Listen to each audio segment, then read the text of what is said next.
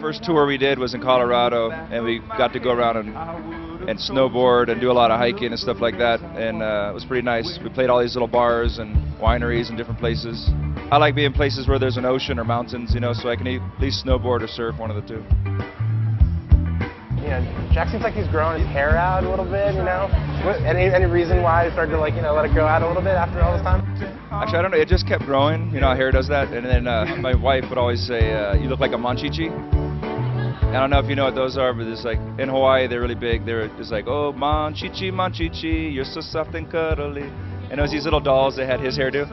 And, no, you look good, I'm just kidding around. But my wife would always tease me when I get to the manchichi phase and tell me to shave it again. And then one time she just never teased me and it just kind of got long, and then she told me not to cut it, so whatever my wife tells me to do.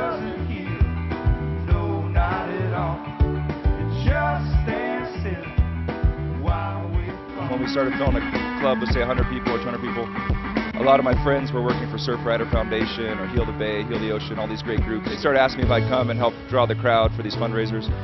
And that was really rewarding to do. And once we had the ability to do that on our own, we started doing fundraisers here and there. And then when our tour kind of grew to a size where I looked out back one day and I saw all these buses and trucks, and it wasn't like we were driving around in a little van anymore.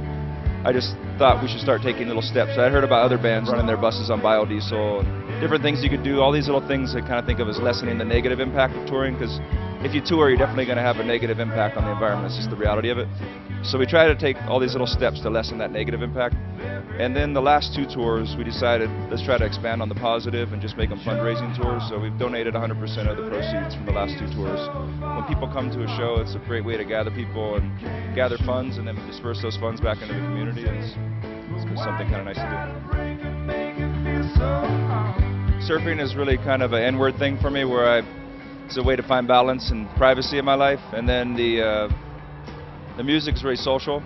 So usually beforehand, me and the band will just be hanging out, and we have a little practice room set up, so we play a lot of music and hang out with friends, get the party started a little earlier.